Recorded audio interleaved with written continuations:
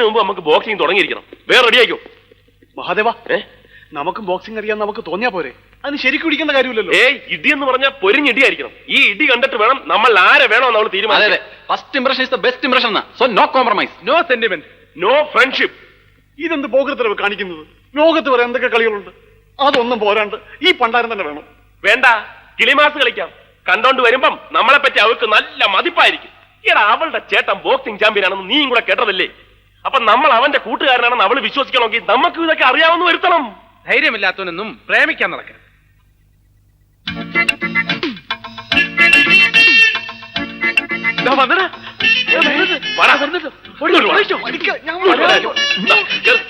ഇവനൊന്ന് പിടിച്ച് കേട്ട് ഇങ്ങോട്ട് മൈക്ക് ടൈസന്റെ ഇടി കൊണ്ടു.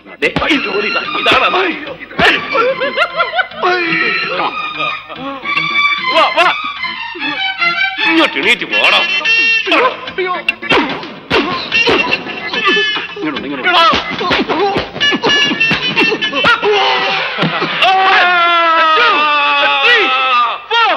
5, 6, 7, 8, 9, 10. നമുക്കിനി ഇവരെ നേരിടാം. വീണ് ഇടിച്ചു പാടാം, ഇടിച്ചു പാടാം. കമാ, എഴുന്നേറ്റ് പാടാം. കമാ.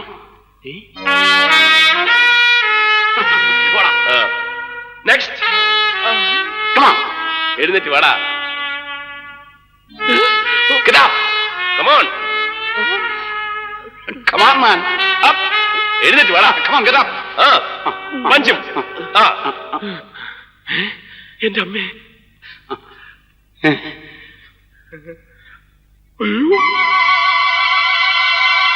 ആ പിശാചികളെ കൊണ്ടാണല്ലോ വരുന്നത്. മുഹമ്മദിക്കോ? മുഹമ്മദ് പൊത്തുക മുഖം.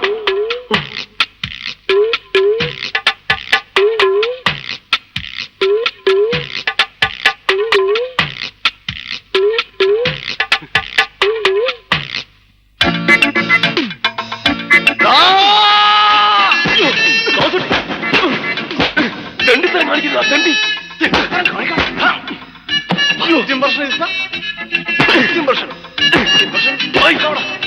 അയ്യോ, ധൈര്യമില്ലാത്തവൻ പ്രേമിക്കാൻ നടക്കരുത്. സാഹചര്യം ചൂഷണം ചെയ്യരുത്, സാഹചര്യം ചൂഷണം ചെയ്യരുത്.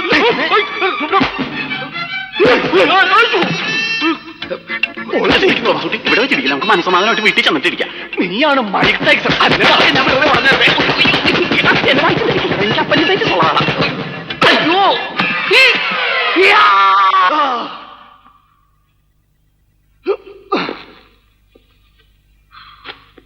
Excuse me. Yes. Govindankutty. Govindankutty, അവനെ ഞാനൊരു സ്ഥലം വരെ പറഞ്ഞു വെച്ചിരിക്കുകയാണ്. എന്റെ അമ്മനെ കെട്ടിക്കാനാ. എന്താ കാര്യം? എന്നോട് പറഞ്ഞോളൂ. ഒരു സേതുമാധവൻ അറിയോ? അറിയോ? ബോംബെ യൂണിവേഴ്സിറ്റിയിലെ ബോക്സിംഗ് ചാമ്പ്യൻ സേതുമാധവനാണ് ഉദ്ദേശിക്കുന്നത്. അതെ, ഞാൻ ആ സേതുവിന്റെ സിസ്റ്ററാ, മായ. Oh my God, സേതുവിന്റെ സിസ്റ്ററോ? ഞാൻ സേതുവിന്റെ ക്ലോസ് ഫ്രണ്ടാണ്, തോമസ് ഊട്ടി. എവിടെയോ നിന്നെ കണ്ടല്ലോ. ഏയ്, എന്നെയോ? ഞാൻ പുറത്തിറങ്ങാറില്ല. കണ്ടത് വേറെ ആരെങ്കിലും ആയിരിക്കും. അവരൊന്നും എഴുന്നേൽക്കാത്തത് എന്താ? ഇടി കൊണ്ട് ക്ഷീണിച്ച് കിടക്കുക. ബോധം വരുമ്പോ എണീറ്റ് പോയിക്കോളും. കൊള്ളാലോ നീ, 3 തടിയന്മാരെ ഒറ്റയ്ക്ക് ഇടിച്ച് കമത്തിരിക്കുന്നത്. ഇന്ന് 3 കൈ കിട്ടിയുള്ളൂ. സാധാരണ 5 6 ഒക്കെ ഉണ്ടാവും. ഓ, വരും, നമുക്ക് അപ്പുറത്തിരിക്കാം.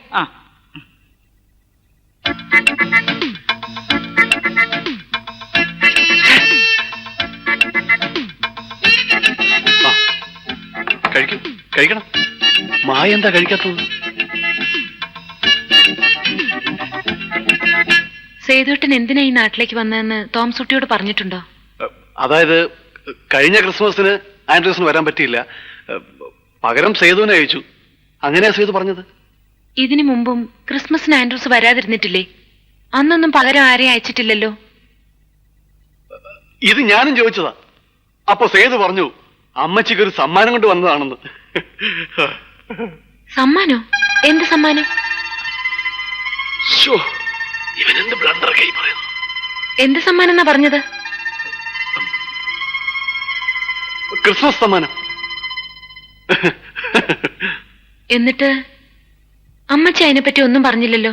അയ്യേ, അങ്ങനെ പറയാൻ മാത്രമുള്ള ഒന്നും ഉണ്ടാവില്ല. മാലയോ സാരിയോ അങ്ങനെ എന്തെങ്കിലുമൊക്കെ ആയിരിക്കുന്നേ.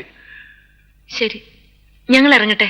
ഇനിയിപ്പോ ഇതൊന്നും പോയി അമ്മച്ചിയോട് ചോദിക്കണ്ട കേട്ടോ, നാണക്കേടാ. സേതുവിന് ഇവിടെ ആരെങ്കിലും ശത്രുക്കൾ ഉണ്ടായിരുന്നോ? ശത്രുക്കളോ? അതെന്താ അങ്ങനെ ചോദിച്ചത്? വേറെ ഒന്നുമല്ല, ദേ ഇത് കണ്ടോ, ഒരുത്തൻ എന്നെ റോട്ടിൽ ഉരുട്ടിയിട്ട് കൊല്ലാൻ ശ്രമിച്ചു. ഇവളെ 2 പ്രാവശ്യം വീട്ടിൽ കയറി അപകടപ്പെടുത്താൻ നോക്കി. അതിലൊരുത്തനെ ഞാൻ ശരിപ്പെടുത്തിയിട്ടുണ്ട്. എന്താ, ശത്രുക്കൾ ആരെങ്കിലും ഉണ്ടായിരുന്നോ? ഏയ്, അങ്ങനെ ശത്രുക്കളൊന്നുമില്ല. അപ്പൊ അവന്മാരൊക്കെയോ? അത് വല്ല പോക്കറ്റ് അടിക്കാരോ പിടിച്ചു പറിക്കാരോ ഒക്കെ ആയിരിക്കും. അയ്യോ.